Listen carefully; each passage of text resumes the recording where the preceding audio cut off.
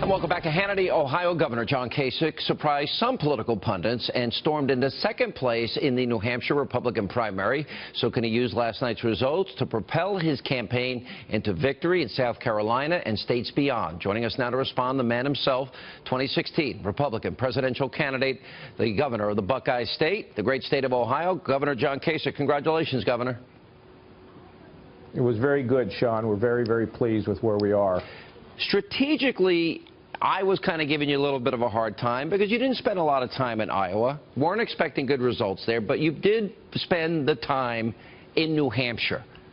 According to the exit polls, you finished above major candidates that were late deciders, concentrated among moderate, upscale, independent-leaning Republicans turned off by Cruz, Rubio, and Trump.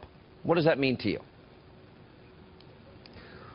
Well, I haven't seen all the exit polls, Sean, but look, we finished a very solid second. We labored in obscurity for months, and I believe that the message that I have, along with my record of balancing budgets, cutting taxes, both in Washington, getting us to balance, surpluses, big job growth, the same in Ohio, I believe that that message works. And I not only think it works with the Republicans, but I think come the fall, I think those blue-collar Democrats who can't even believe their party is moving towards some socialist philosophy, I think I can get them in the fold as well. So we're here in South Carolina. We'll work hard here.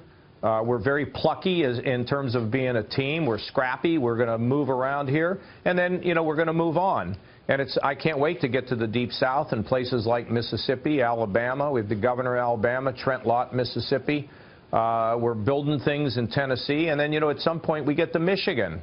You know, I'm looking forward to going to Michigan, Illinois, Ohio, Pennsylvania. These are places where I can do well. So, Sean, we just keep plugging one foot in front of the other and just keep doing our job. I was flipping around the dials last night, and everyone likes to give their snapshot analysis. And here, meanwhile, you came in second in a very crowded field, and obviously a good night for you. And people say, oh, but he can't do well in South Carolina. And already your fellow candidates are attacking you with that. What's your answer to that? Well, first of all, my fellow candidates are attacking me because they want to stop me. If I wasn't serious, hey, Sean, look, you came out to Columbus, did a wonderful interview, not an easy one, a tough interview with me on July 21st when I announced. Most people that you and I know said he'll never raise any money. Then they said he'll never get to the debates. Then they said he'll never get to New Hampshire. Then I finished second. Now they say, oh, well, you know, that doesn't mean anything. You know, he'll fail in the next place. Yeah, I don't like those people either. But then again, you know what? Maybe I will. But then again, maybe I won't. You know, we don't have. If we had a crystal ball, we'd be betting on all of this and following the Vegas line and making a lot of money. You know, you said something though that really interested me, and maybe it's because I'm such, you know, I live, eat, breathe, and die politics a lot and what's happening. And I was there the night that Newt Gingrich got elected, and you were the House Budget Committee chair and on the House Intelligence Committee, if I remember correctly. And I remember when you put together that budget and how controversial it was and how the government shut down twice and Bill Clinton was the president. And you did, as budget chair, give us a balanced budget and a surplus. And you said to me, most people don't know who I am. Do you really think that people are just getting to know you now?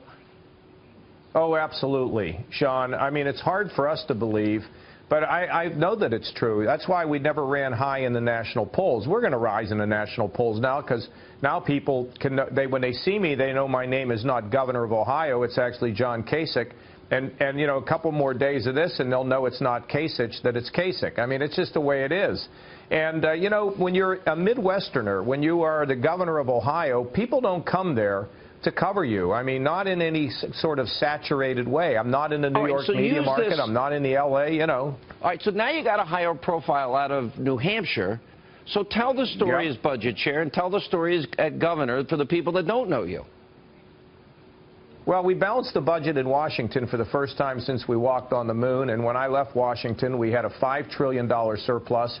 We cut the capital gains tax, and we were just doing great economically until the Republicans in Washington spent all the money.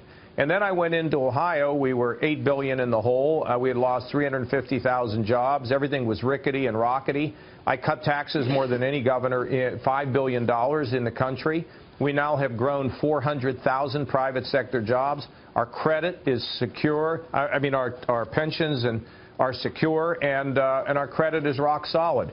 And I want to take the same philosophy of changing the way in which we get regulated so we don't kill small business, cut taxes for individuals and corporations, including a capital gains tax at 15%, and bringing those corporate profits back to America without double taxation, and a plan to get us to the balanced budget by restraining all non-defense discretionary with more money for defense and slowing the growth of Medicare from 7 to 5 and Medicaid from 5 to 3. It gets us to a balanced budget. And in the process, what I'm most interested in is it will unleash the American economy and people will have jobs. Last question.